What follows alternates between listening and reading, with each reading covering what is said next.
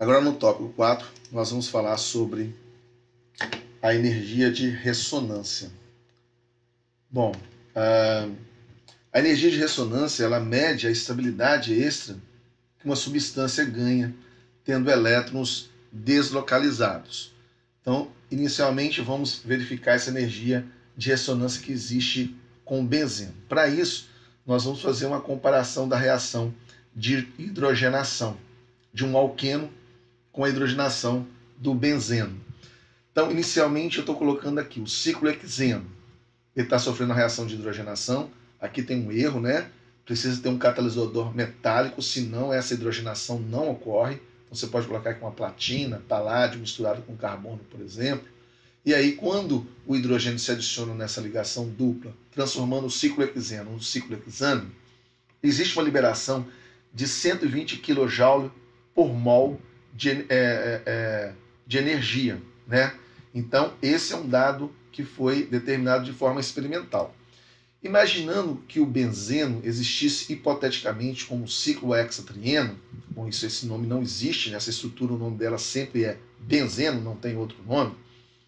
Se você fizer essa hidrogenação do benzeno, transformando ele em ciclo hexano, nós já vimos isso, né? Que é possível fazer essa reação, mas em condições bastante drásticas, né? Você precisaria de níquel como catalisador, um aumento de temperatura que pode variar de 150 graus Celsius a 250 graus Celsius e uma pressão de 25 atm. É diferente as condições reacionais do que a condição aqui de cima. Mas isso aqui é hipotético. Então, esses dados aqui, eles foram calculados e não determinados experimentalmente.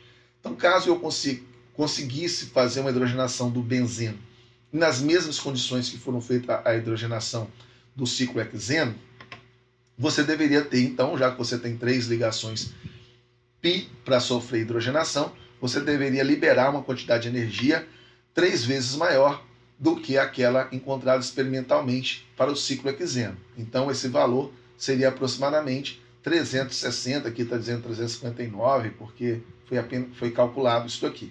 Então, aqui, enquanto libera experimentalmente menos 120 kJ por mol de energia na hidrogenação do ciclo hexeno, experimentalmente, se nós considerarmos que essas ligações π que existem no benzeno são equivalentes às ligações π de alquenos cíclicos, você deveria então ter uma liberação de 359 kJ por mol de energia.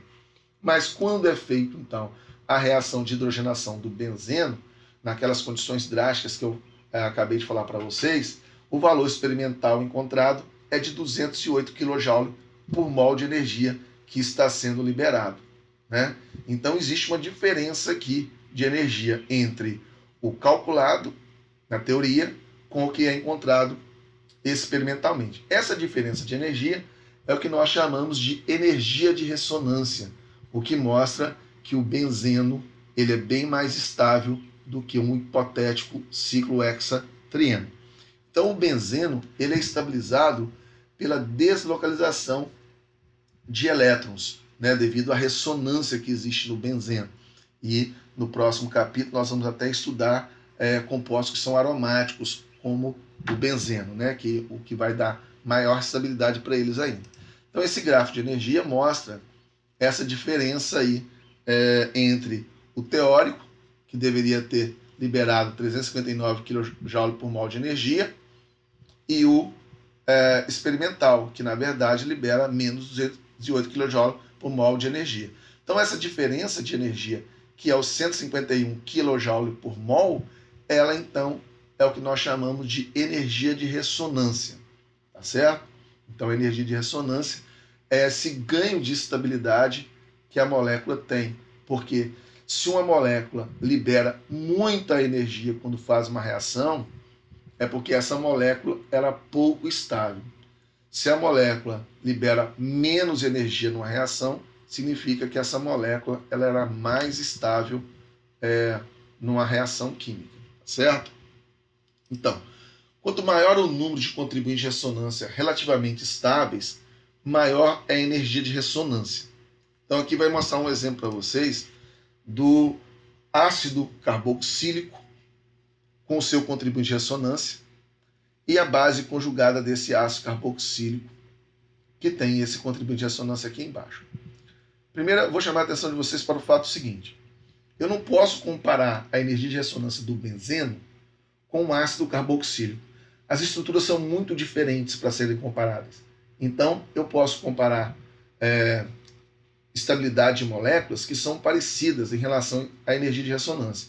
O benzeno, que tem aquele anel com 6 átomos de carbono, é bastante diferente a estrutura dele de um ácido carboxílico, então não podem ser comparados. Mas aqui eu posso comparar o ácido carboxílico com a sua base conjugada. Lembrando, né, o ácido carboxílico ele é, dos compostos orgânicos, o ácido mais forte, né? Mas, de qualquer forma, ele é um ácido fraco. Esse ácido carboxílico ele tem esse contribuinte de ressonância aqui, que nós já mostramos na aula anterior. Esse contribuinte de ressonância ele tem uma estabilidade relativa menor, porque aqui você tem cargas separadas. Então, por isso que a gente costuma desenhar a estrutura do ácido carboxílico dessa maneira, apesar que esse contribuinte de ressonância ele existe, que ajuda a estabilizar a molécula do ácido carboxílico, mas ele contribui pouco para o híbrido de ressonância, porque ele tem cargas separadas. Quando esse ácido carboxílico perde H+, ele libera H+, ele gera essa base conjugada. Essa base conjugada pode ter esse contribuinte de ressonância aqui embaixo, tá certo? Então, esses dois contribuintes de ressonância da base conjugada, eles apresentam a mesma estabilidade relativa. Então, o que está dizendo a frase? Quanto maior o número de contribuintes de ressonância relativamente estáveis, maior a energia de ressonância. Então, a gente pode concluir que a base conjugada do ácido carboxílico, que é o íon carboxilato, ele tem uma energia de ressonância maior do que o ácido carboxílico, porque os contribuintes de ressonância aqui do íon carboxilato, eles têm a mesma estabilidade relativa. Já aqui, a estabilidade relativa é diferente, porque esse contribuinte de ressonância tem cargas separadas e contribui menos para o híbrido de ressonância. Certo? Bom, quanto mais equivalentes, então, forem as estruturas dos contribuintes de ressonância, maior será a energia de ressonância. Aí mostra esse primeiro exemplo.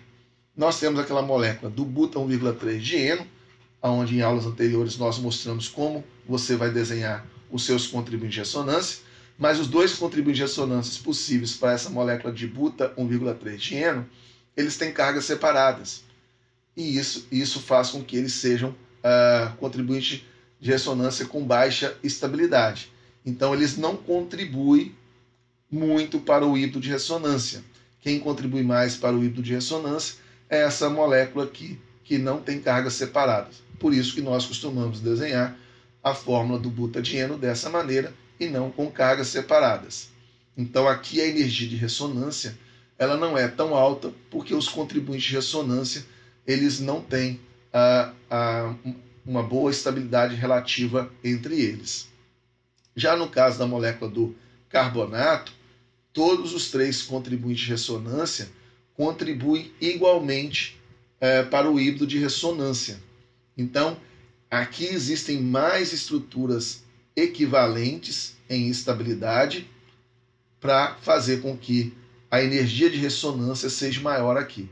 Então, aqui, todos esses contribuintes de ressonância contribuem igualmente para o híbrido de ressonância e com uma estabilidade relativa equivalente.